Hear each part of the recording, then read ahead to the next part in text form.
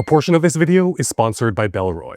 I'm trying to build a complete everyday carry kit for my mom and surprise her with it when she comes to visit me here in Taipei, and I'm not gonna lie, it's surprisingly cool and functional. I'm doing this because her lifestyle's changed quite a lot, both being retired and also with the physical carefulness needed after her hip replacement, all while finally having her newfound time freedom in retirement to travel. And her tiny everyday carry purse just isn't cutting it anymore. And so because of that, everything starts with the bag. This is the Bellroy cinch tote, and right off the bat, it hits my mother's preference of not being leather. However, the most difficult needle to thread in providing a larger capacity is ensuring that her most frequently used items are accessible quickly without the need to go fishing around this larger bag, and this right here, this orange loop, is the key. Check it out.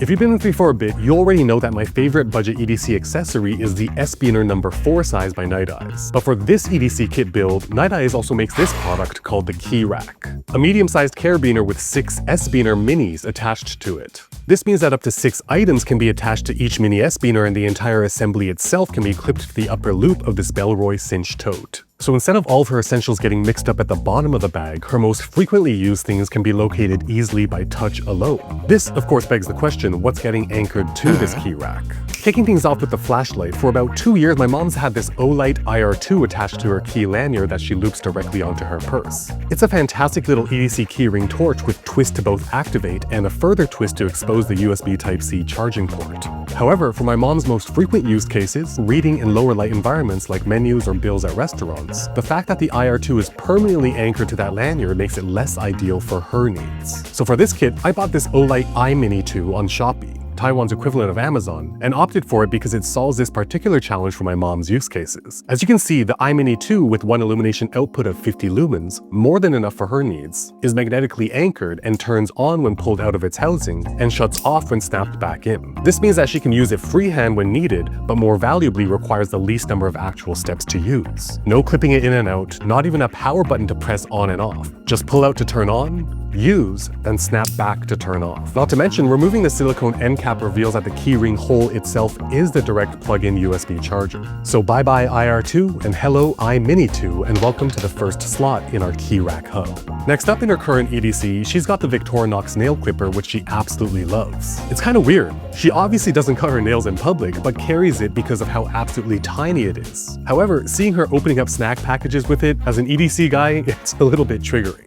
So similarly to that Olight, I went shopping and ordered this Victorinox 580. Similar footprint, albeit thicker, but includes an actual pair of scissors for her most frequent use cases, and yet also still retains a nail clipper for the rare times she gets a painful or annoying hangnail. As added bonuses, it's got a tiny file, small knife, and Victorinox's toothpick and tweezers as well. I really like the design of this piece. Just look at this fantastic jimped thumb tab for ease of deploying the nail clippers. And so welcome Victorinox 580 to the next slot in our key rack hub. Next up, my mom, like me, prefers wallets that are as compact as possible. And like the main bag, our cinch tote, the small footprint wallet is also from this segment sponsor Bellroy. I've been a huge fan of Bellroy since before I even started this YouTube channel. Their design language has always been beautiful and minimalist, while their durability is anchored by their industry-leading warranty. I'm currently near the tail end of my 6-month work trip for my real job, ping-ponging across 5 countries throughout Asia. This light day pack has been especially useful when I fly budget airlines and need to pack extra light to avoid any add-on baggage fees, but also as a compact coffee shop laptop bag or weekend exploration day pack. As you can see from the well-worn patina, I had been using this Bellroy note sleeve for years as my travel everyday carry wallet, but swapped to this Apex note sleeve about 2 months ago because of the magnetically anchored closure. Given that most of the countries I'm cloud hopping between are still quite cash heavy, the magnetic snap has been a nice tiny extra layer in terms of peace of mind that nothing will accidentally slip out. I'll link my personal favorite Bellroy products that I actually use down in the description, and of course, they're pieces I've selected to form this new everyday carry kit for my mom. Thank you so much to Bellroy for sponsoring this portion of the video. But going back to mom's EDC, this Venture card wallet is fantastic for her wallet needs. Living in Toronto, she rarely uses cash. Like me, her goal is to earn at least 2 travel reward points for every dollar spent, so her most frequently accessed card is her travel reward points credit card. And so, although accommodating much more, that will go alone into this sleeve on the left. The rest of her few cards she must have on her include her driver's license, health card, Costco card, and debit card, and they can all sit into the stretchy ripstop card sleeve on the right. Again, she rarely uses cash in Toronto, but this extra sleeve pocket in the back can store a spare $100 bill for emergency or rare cash-only circumstances. It's even great for travel because with the card she needs to store inside when she's home in Toronto, it's nowhere near full capacity. So when traveling, she can easily add her hotel key card and both folded up cash as well as coins in the middle, since because of its half-zip design means that coins will not go flying out when the Venture card wallet gets opened up. But the main reason why I've chosen the Venture card pocket for her is because of its zipper pull being this super durable looped cord, which makes it extremely easy to clip in and out of the mini S-Beaner on the off chance she needs to fully remove the wallet. Next up, she always has a pen on her, mostly for things like grocery lists. For the past 15 or 20 years, she's loved the Pilot Friction pen. It's called Friction because despite being a pen, the special ink can be erased with a proprietary nub on the end, and as a perfectionist, like I said, she refuses to use any other pen. The potential problem is that a pen can easily get lost at the bottom of such a large bag, so I found this leather open top pen sleeve with a hole, and you guessed it. It too can be anchored to yet another mini S-Beaner in our key rack. And like everything else in this video, I've linked both the Pilot Friction as well as the pen sleeve down in the description below in case you want to research them more for yourself. Of course, we can't forget keys, and my mother's key requirements, especially now in retirement, are quite modest. Her car keys, condominium entrance NFC tag, and of course her unit key, and that's it. She personally prefers all her keys on a lanyard so they won't get lost. And so this final attachment to the Night Eyes key rack is this lanyard for her keys. So let's do the final count here. Olight iMini 2, Victorinox 580, Bellroy Venture card case, pen sleeve, and keys. That's 5 items total, less than the included 6 mini S-Beaners that come with the key rack. So there's an extra one in case there's anything else she wants to quickly access. Like say, a photo of her favorite child. Take that, sis. Now the last must-have for her is a small water bottle. Just room temperature works for her, and I kid you not, for the past few years she's been using this can with a screw top lid that she got from a vending machine in Japan.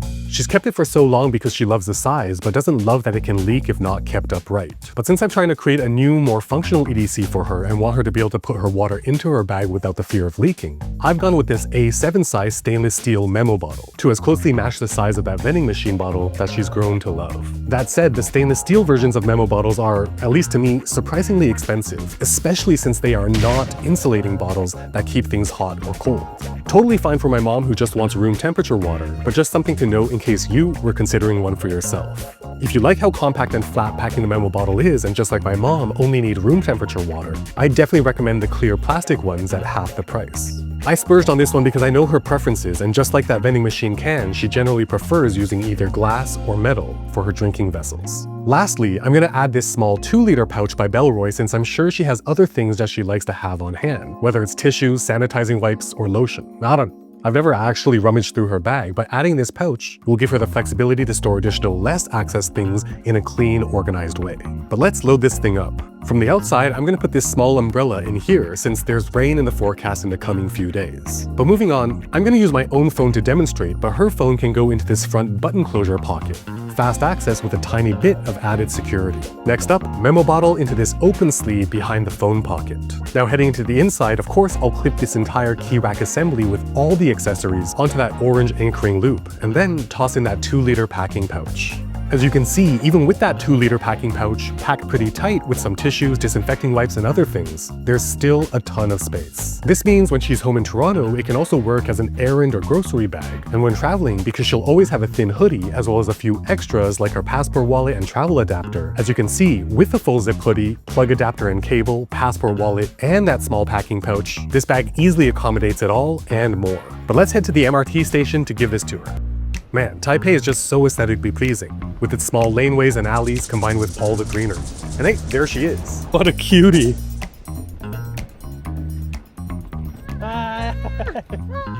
This has been a fun exercise. I mean, building the ideal EDC is ultimately about evaluating habits, preferences in frequent real-life tasks, lifestyle requirements, as well as tools needed for work and hobbies. And if you want to see how to build the perfect everyday carry kit for you, not me, but you will definitely want to watch this video right up here. If you're feeling lucky though, this video down here is the one for you. I'll leave them both on screen for a few seconds so you can choose which one to watch next, but while you're deciding, consider subscribing and hitting that bell so you'll be notified when new videos just like this one drop.